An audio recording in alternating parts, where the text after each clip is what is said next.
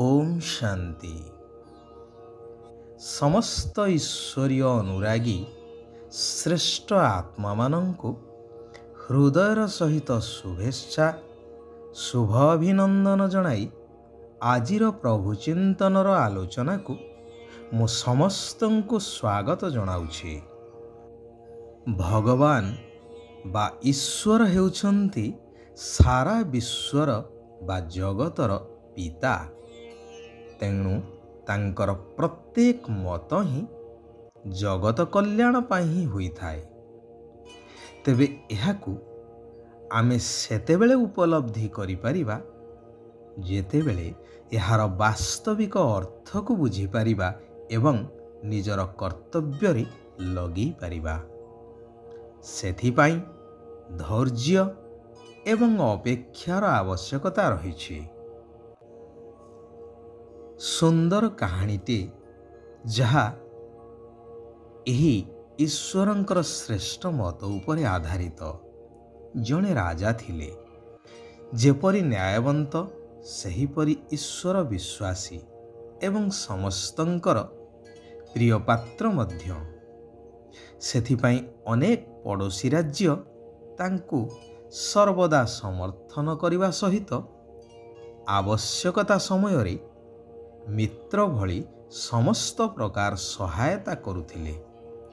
जेउ कारणरू अनेक शक्तिशाली राज्य तांक राज्य उपरे आक्रमण करिवार साहस तो दूरर कथा चिंता मध्य करुनथिले।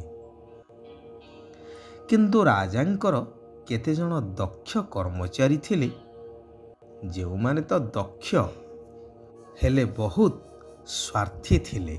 तेणु सर्वदा निज कथा को प्राधान्य देवा पाई चाहूथिले एवं ताहा कोनोसी कारणवशत होई न पारिले असंतुष्ट रहुथिले।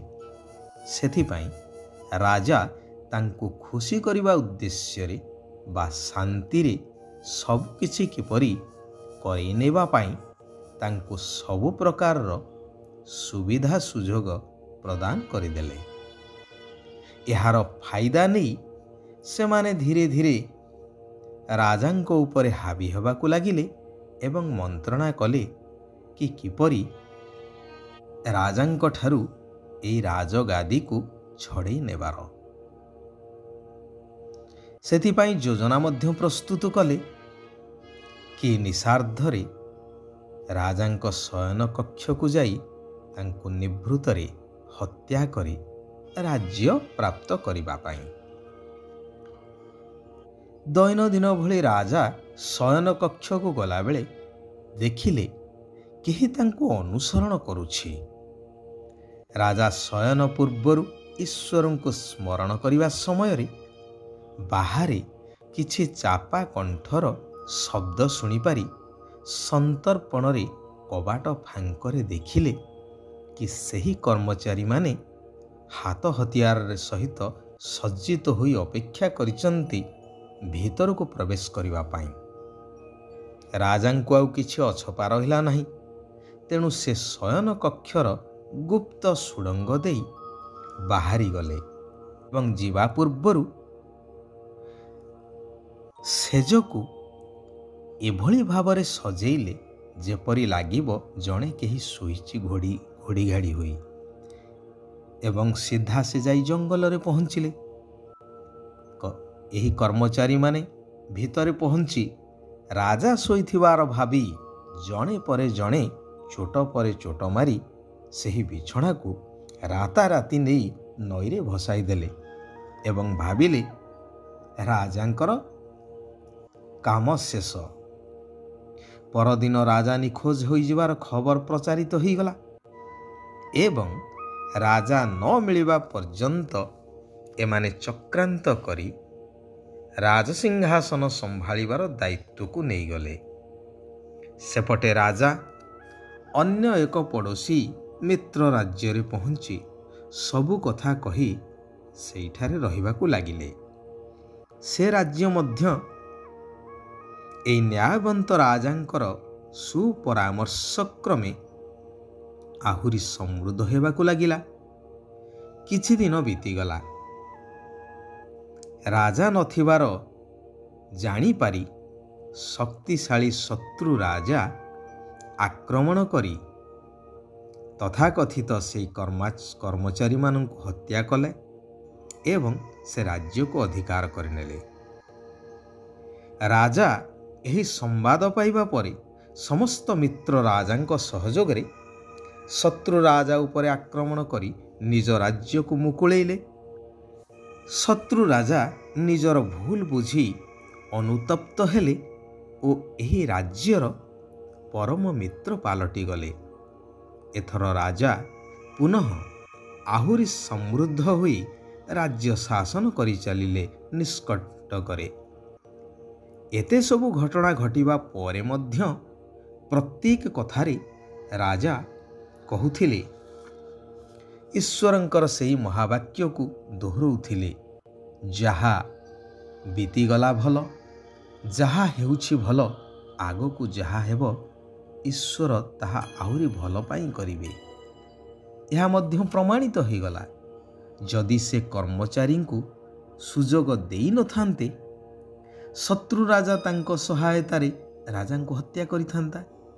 ତେଣୁ ଏହା ଭଲ ହେଲା। ସେ ମିତ୍ର ରାଜ୍ୟରେ ରହିବା ଦ୍ୱାରା ସେମାନଙ୍କର ଉନ୍ନତି କରାଇବା ସହିତ ନିଜର ସମ୍ପର୍କ ମଧ୍ୟ ଆହୁରି ମଜବୁତ କରାଇପାରିଲେ। ଏହା ମଧ୍ୟ ଭଲ ହେଲା।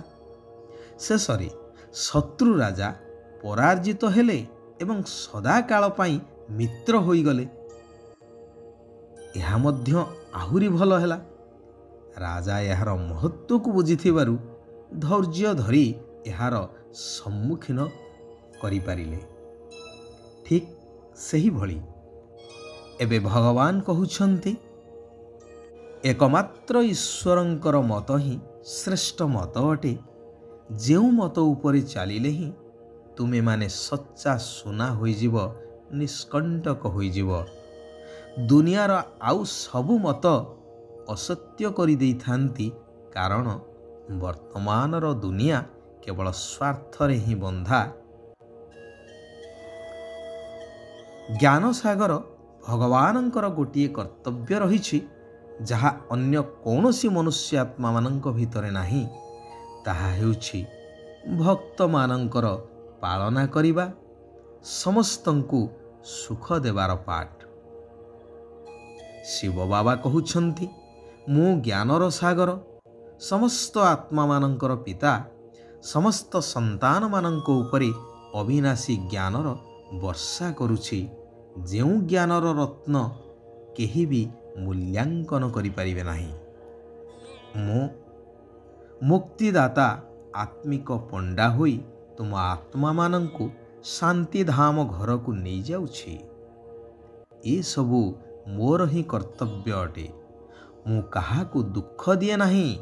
ସେଇଥିପାଇଁ ସମସ୍ତେ ମୋତେ ନୟନରେ ରଖିଥାନ୍ତି, ଅର୍ଥାତ୍ ଶ୍ରଦ୍ଧା କରିଥାନ୍ତି। ପାଞ୍ଚ ବିକାର ରୂପୀ ରାବଣ ମହାଶତ୍ରୁ ଦୁଃଖ ଦେଇଥାଏ। ସେଥିପାଇଁ ତାର କୁଶପୁତ୍ତଳିକାକୁ ପ୍ରତିବର୍ଷ ଜଳେଇଥାନ୍ତି। ଏବେ ଶିବ ବାବା କହୁଛନ୍ତି, ଶରୀର ଏବଂ ଆତ୍ମା ଉଭୟଙ୍କୁ ପବିତ୍ର କରିବା ପାଇଁ ଏହି ପୁରୁଣା ଶରୀର ସହିତ ସବୁ କିଛି ଭୁଲିଯିବାକୁ ହେବ। ଦେହ ସହିତ ବାବାଙ୍କ ଉପରେ ପୁରା ବଳି ଚଢ଼ିବା ବା ସମର୍ପିତ ହୋଇ ମହାଦାନୀ ହେବାକୁ ପଡ଼ିବ। ବାବାଙ୍କର ଶ୍ରୀମତରେ ଚାଲି ବେହଦର ସୁଖ ଅନୁଭବ କରିବାକୁ ହେବ। ଏହି ଶୁଦ୍ଧ ଲୋଭ ରଖିବାକୁ ହେବ, ଯାହାଦ୍ୱାରା କି ସାରା ବିଶ୍ୱ ସୁଖୀ ହୋଇପାରିବ।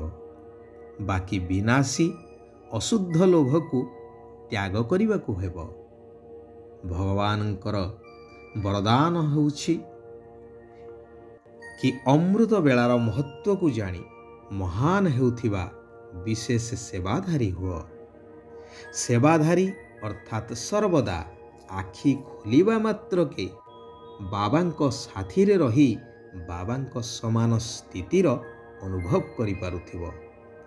ଯେଉଁମାନଙ୍କୁ ଅମୃତ ବେଳା ବା ବ୍ରାହ୍ମ ମୁହୂର୍ତ୍ତର, ସଂକଳ୍ପର, ସମୟର ଏବଂ ସେବାର ମହତ୍ତ୍ୱ ଜଣାଅଛି, ସେହି ଆତ୍ମାମାନେ ନିଜେ ମଧ୍ୟ ମହାନ ହୋଇଥାନ୍ତି ଏବଂ ଅନ୍ୟମାନଙ୍କୁ ମଧ୍ୟ ମହାନ କରାଇବାର ସେବା କରିଥାନ୍ତି। ଜୀବନର ମହାନତା ହେଲା ସତ୍ୟତାର ଶକ୍ତି, ଯାହା ପାଖରେ ସବୁ ଆତ୍ମାମାନେ ଆପେ ଆପେ ମୁଣ୍ଡ ନୁଆଇଥାନ୍ତି।